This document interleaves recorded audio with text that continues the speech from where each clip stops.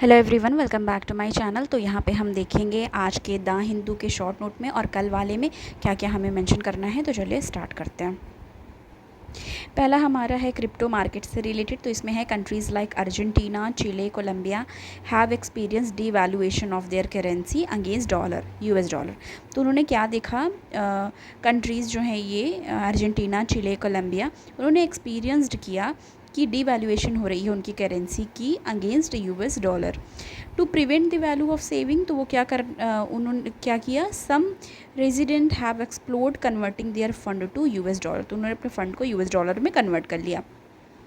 अब इसमें देखो क्या है कि Brazil, Argentina, Colombia and Ecuador among top 20, ये अमंग टॉप 20 हैं in Chainalysis 2022 global crypto adoption index. तो मतलब अमंग टॉप 20 हैं ये 2022 के, जिसमें ग्लोबल क्रिप्टो अडॉप्शन इंडेक्स में कौन कौन से हैं। अमंग 20 मतलब 20 मेंबर्स हैं, टॉप 20 हैं ग्लोबल क्रिप्टो अडॉप्शन इंडेक्स में, जिसमें से Brazil, Argentina, Colombia and Ecuador है। Other chosen to convert their asset to stablecoin, और अदर्स ने क्या किया, अपना एसेट को स्टेबल कॉइन में कन्वर्ट कर दिया। अल सल्वाडोर जो है वो यूज़ कर रहे हैं डिजिटल वॉलेट। अल सल्वाडोर जो है उसने यूज़ किया है डिजिटल वॉलेट जिसका नाम है शिवो। किस चीज़ के लिए यूज़ किया है, ये इंपॉर्टेंट है प्रीलिम्स के एक पॉइंट के तौर पे, कि डिजिटल वॉलेट है जिसका नाम है शिवो, उसको यूज़ किया है रेगुलेट करने के लिए। Use to regulate users crypto transaction, तो यूज़र्स की क्रिप्टो ट्रांजैक्शन को रेगुलेट करने के लिए एक डिजिटल वॉलेट है जिसका नाम है शिवो। तो उससे क्या किया जाएगा, यहाँ पे उसको जो क्रिप्टो ट्रांजैक्शन है उसको रेगुलेट किया जाएगा। अब यहाँ पे देखो एक है ब्लॉकचेन बेस्ड डिजिटल करेंसी।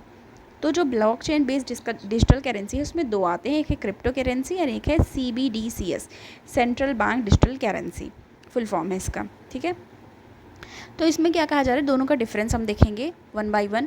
पहला क्रिप्टो करेंसी, ये रन किया जा रहा है प्राइवेट कंपनीज़ और इंडिविजुअल्स के द्वारा। मतलब जो क्रिप्टो करेंसी है उसको रन कौन कराता है, प्राइवेट कंपनीज़ या फिर इंडिविजुअल्स।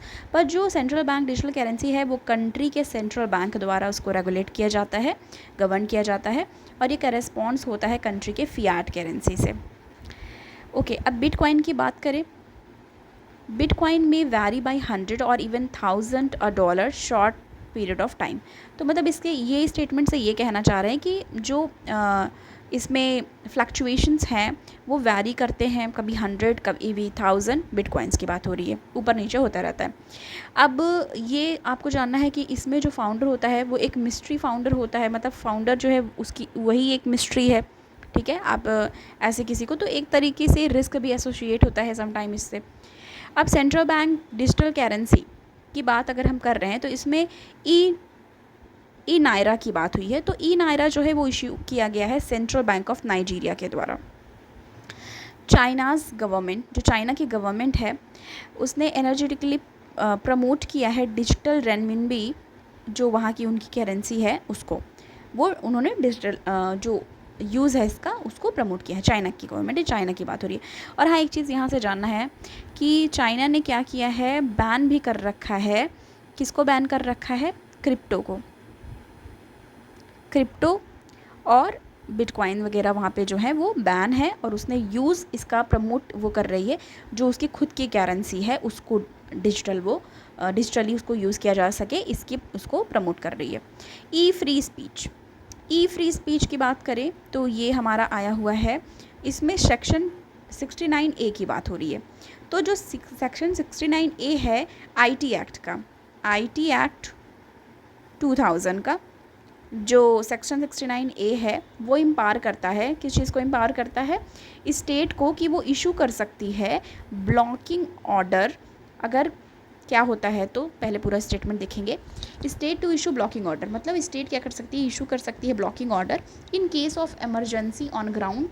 मतलब किस केस में, अगर एमरजेंसी आती है, और वो ग्राउंड्स कौन कौन से होने चाहिए, sovereignty and integrity of India and defence of Indian security of the state.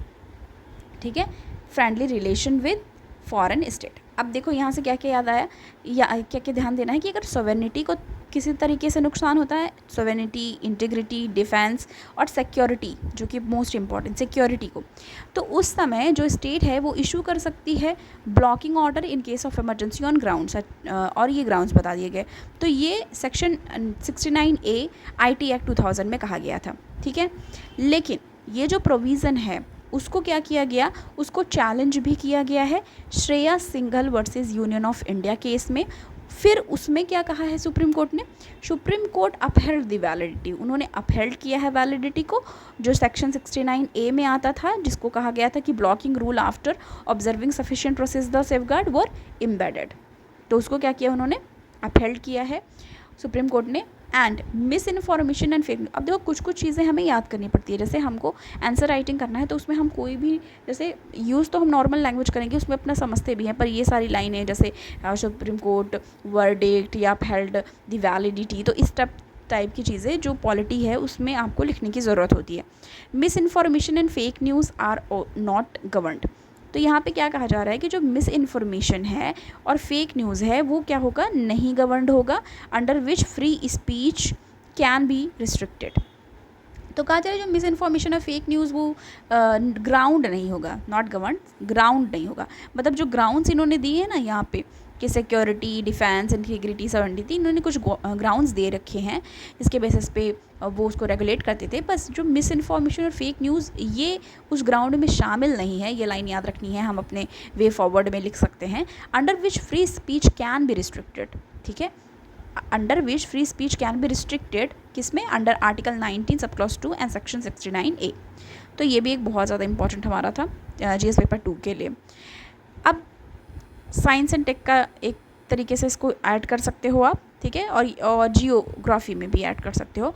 तो साइंटिस्ट ने क्या डिस्कवर किया है, new evidence surface ocean of Saturn, moon,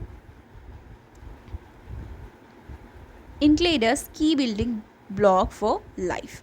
तो देखो यहाँ क्या कहा जा रहा है कि न्यू एविडेंस साइंटिस्ट ने डिस्कवर किया है, जिसमें न्यू एविडेंस आया है कि सब सरफेस ओशियन जो होता है, सैटर्न, मून, इंक्लेडस, वो कंटेन करते हैं की बिल्डिंग ब्लॉक लाइफ के लिए, जिसमें डिटेक्ट क्या किया गया है कि जो फॉस्फोरस है, phosphorus in the form of phosphate originated from the moon ice covered, data from NASA Cassini mission.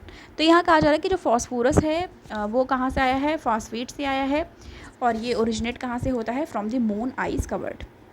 अब फॉस्फोरस की बात यहाँ पे की गई है तो हमको ये जानना ज़रूरी है, फॉस्फोरस की बात की जा रही है तो कहा जा रहा है कि ये vital for all life in earth, तो ये एक वाइटल है, मतलब it is vital for all life in the earth, life not possible without phosphate, ऐसा भी कहा गया है स्टेटमेंट। तो इसलिए जानना है कि ये इंपॉर्टेंट है, और अगर आया हुआ है हमारे न्यूज़ में, मतलब आर्टिकल है, तो एग्ज़ाम के लिए इस तरह की जो मिनरल्स हैं या जो इस सब टाइप की क्वेश्चंस आते हैं।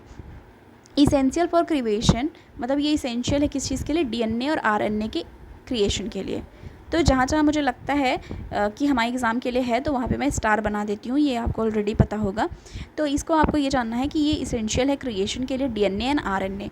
Energy carrying molecules, cell membrane के लिए भी इंपॉर्टेंट है, बोन एंड टीथ के लिए, cell membrane, bone and teeth, इस सब के लिए क्या ज़रूरी है, phosphorus.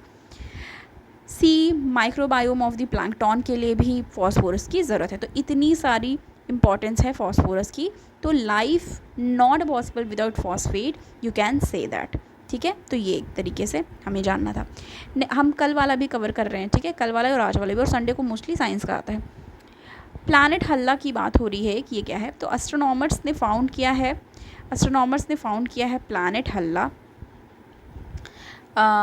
Okay, when sun reached the end of its life, it will expand to 100 times its current size, enveloping the earth। तो कहा जा रहा है कि जब सन रीच कर जाएगा अपने एंड ऑफ द लाइफ में, मतलब एंड पे आ जाएगा, तो बता रहे हैं कि ये एक्सपेंड करेगा 100 टाइम्स उसके करंट साइज़ के, और इन्वेलपिंग द अर्थ, मतलब एक तरीके से इन्वेलप बना लेगा अर्थ पे।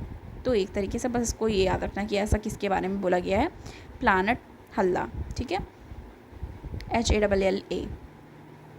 साइंस एंड टेक का ये भी टॉपिक है, फर्स्ट घोस्ट पार्टिकल। तो इसमें बताया जा रहा है image of milky way Galaxy में देखा गया, milky way Galaxy has long being observe through the various frequencies electromagnetic radiation and it's emit ठीक है। तो मतलब कहा जा रहा है मिल्की वे गैलेक्सी जो है वो एक long has been observe through a various frequency, तो वेरियस फ्रिक्वेंसी से आता है of electromagnetic radiation its emit, मतलब जहाँ वो इमिट करता है।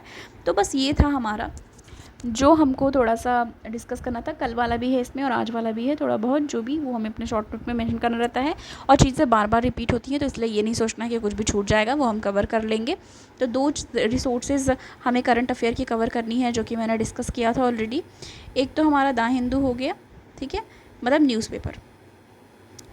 दूसरा हमारा हो जाता है लास्ट में जो कंपाइलेशन आता है, लास्ट में आता है ना PT 365 वगैरह आती है, उसको आपको कवर कर लेना है। तो जो भी हमारा बस इतना सफिशिएंट होता है करंट अफेयर्स के लिए, बाकी आपको स्टार्टिंग पे फोकस करना है।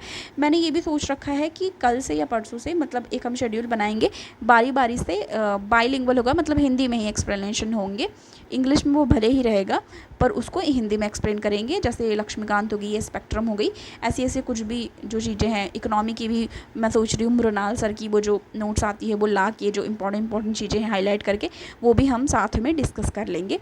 तो सोचा है मैंने, देखती हूँ अगर हो पाता है तो। ठीक है, तो थैंक यू सो मच, मिलती हूँ मैं आपको नेक्स्ट वीडियो के साथ। Okay, thank you.